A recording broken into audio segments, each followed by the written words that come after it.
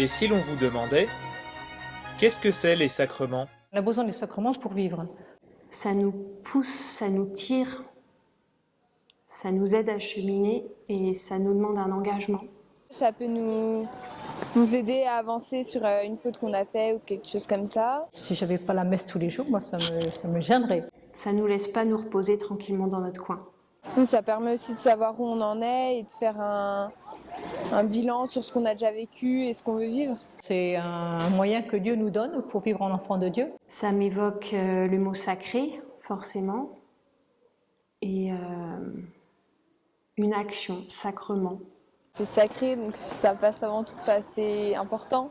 Oui, c'est quelque chose de sacré et que le Seigneur, que Dieu nous donne, que Dieu nous donne, mais surtout notre mère, la Sainte Église, nous a donné au fil des années. Quand Jésus est parti, il ne nous a pas dit, bon, il y aura sept sacrements. C'est au fil des années que l'Église, notre mère, nous a donné ces 7 sacrements. Je veux dire, c'est des étapes un peu dans la vie d'un chrétien. Ce n'est pas des étapes parce que le sacrement, l'Eucharistie, on le reçoit tous les jours.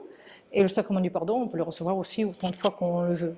Donc j'appellerais pas ça des étapes. C'est une étape, mais c'est une transformation avec justement cette notion de sacré qui transforme pour continuer sur ce chemin. Il y en a 7. Donc le baptême, premièrement, ce qu'on appelle le baptême. Après, vous avez les sacrements d'initiation.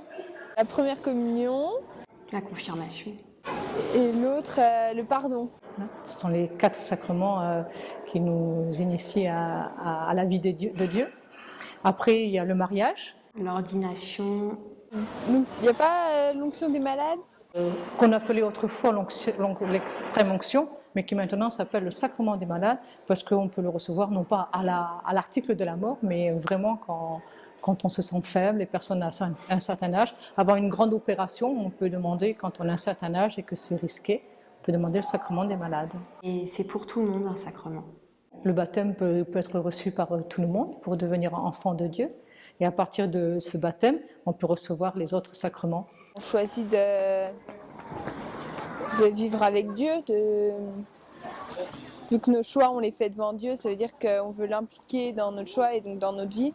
C'est par le prêtre que ça passe, mais ça vient de plus haut. Ah oui, en général, il y a un prêtre. Et ça vient de Dieu, et ça s'adresse à tous. Faire l'intermédiaire entre l'ensemble de la communauté et Dieu. Donc il nous donne 7 moyens pour vraiment se rapprocher de lui, et justement par l'intermédiaire des prêtres. Ça implique un choix. C'est effectivement donné à tout le monde, mais tous ceux qui le choisissent. Oui, ça répond à un besoin de notre part, parce que pour se rapprocher de Dieu, je crois qu'il nous a mis des canaux, et il faut passer par ces canaux pour se rapprocher de lui.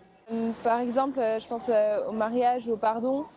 C'est de le faire devant Dieu, ça montre qu'on est investi et ça, comment dire, ça montre qu'on s'investit et qu'on le fait pour la vie. Bon, on a la prière, hein, bien sûr, hein, mais si on n'avait pas ces sacrements, eh bien, il me manquerait quelque chose. Mais le fait qu'on le fasse devant Dieu, vu que Dieu il est éternel et qu'il est tout puissant, bah, ça montre que ce qu'on fait, on le fait pour l'éternité et qu'on le fait, que ça passera au-dessus de tout. Ils sont indélébiles. Voilà. C'est pour ça que le prêtre il reçoit l'ordre des prêtres pour la vie, hein, quoi qu'il arrive. Le sacrement du mariage aussi, hein, donc c'est cette polémique avec le divorce, on ne peut pas. Le sacrement, c'est un sceau qu'on reçoit dans le cœur. Ça implique une démarche et ça implique un cheminement. Il faut savoir ce qu'on va faire, c'est trop important. Je pense que c'est important d'être aidé par quelqu'un qui l'a déjà fait. L'efficacité enfin, du sacrement dépend aussi de notre disposition. C'est pour ça que la préparation est importante. Et qui peut nous en apprendre davantage sur Dieu et la vie dans la religion. Ça dépend du degré de notre foi.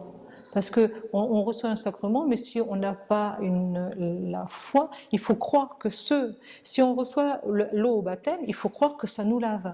Hein? Quand le prêtre nous confesse et qu'il tend la main, je te pardonne, il faut croire qu'il a l'autorité pour ça.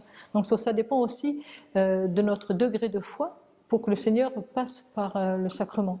Quand on pense à tous les sacrements, effectivement, on ne peut pas tous avoir besoin d'être ordonnés prêtres. Mais je pense que ça peut répondre justement à tous les besoins puisqu'il y a plusieurs sacrements. Que ce soit pour les malades, que ce soit aux derniers instants de notre vie, à toutes les étapes de nos vies. On peut avoir des besoins différents et ça peut répondre à ces besoins.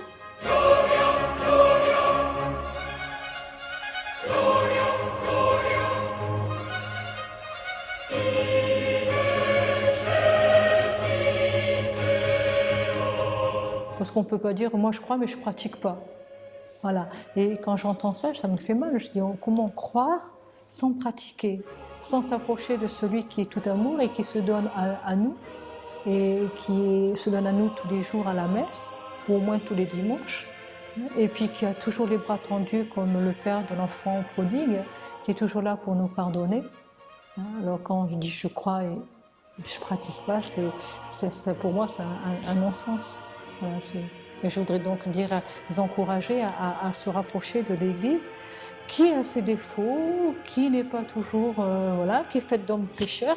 Notre pape François le dit souvent, elle est faite d'hommes pécheurs, mais le Seigneur passe à travers ces hommes pécheurs et rien ne peut arrêter sa grâce. Même si le prêtre a ses limites, il passe à travers les limites du prêtre. Et c'est pour ça que je dis que la disposition de celui qui reçoit le sacrement est importante.